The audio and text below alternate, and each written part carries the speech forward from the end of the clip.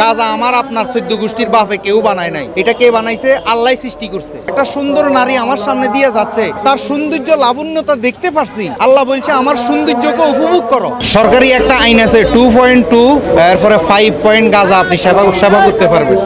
আর আল্লাহ পাক রব্বুল আলামিন সূরা আর রহমানের মধ্যে বলে ফাবিয়া আলাই রব্বুকুম তুকাজ্জিমান, তুমি কোন নিয়ামতকে অস্বীকার করবা? গাজা আমার আপনার 14 গোষ্ঠীর বাপে কেউ বানায় নাই। এটা কে বানাইছে? আল্লাহ সৃষ্টি করছে। আল্লাহ সৃষ্টি করছে। এখন আমাদের কিছু পাগল আছে, এরা লিমিট খরচ করে ফেলে। যে কোনো জিনিস লিমিট খরচ করাই হারাম। সরকারি আইন আছে আমরা 2.2 গ্রাম গ্রহণ করতে পারবেন।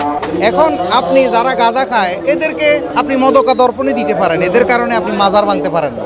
যেমন আমি একটা বিড়িও খাই না, কিন্তু গাঁজা যারা খায় এটা তার ব্যক্তিগত বিষয়, তার হিসেবতেই দিবে।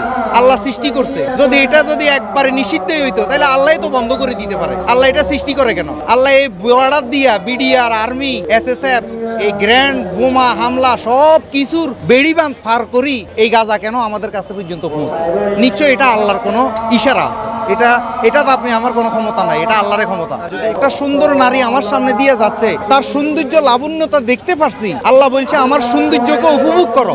তো একটা নারী যাচ্ছে, আমি তো এটা উপভোগ করবো, আনন্দের বিষয়। আল্লাহ তো বলছে সুন্দর জিনিস। কেন আমি কুখেয়াল করব না? আমি ওর দিকে কুখেয়াল করব না।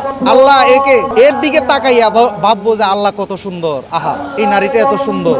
এটা আল্লাহ তো কোরআনেই বলছে সৌন্দর্যকে দেখার জন্য। এটা মূলত কিছু কওমিপন্থী, উগ্রপন্থী, এদের কৃষ্টি কালচার, মানে এরা যা করে এগুলো প্রতিষ্ঠিত করার জন্য আমাদের উপরে জোর করে চাপাই দিচ্ছে। ক্ষমা চাই, যতটুকু করছেন এতটুকু থামেন। আমরা সহিংসতা চাই না। আপনারা আদর্শ দিয়ে, আপনাদের চারিত্রিক গুণাবলী দিয়ে আপনারা পুরো বিশ্ব জয় করেন, আমাদের কোনো আপত্তি নেই। কিন্তু আদর্শ ছাড়া এভাবে লাড়ি দিয়ে, আগুন দিয়ে মানুষের ঘরবাড়ি লুট করে মাজার ভেঙে তো আপনি সঠিক ইসলাম প্রতিষ্ঠিত করতে পারবেন না।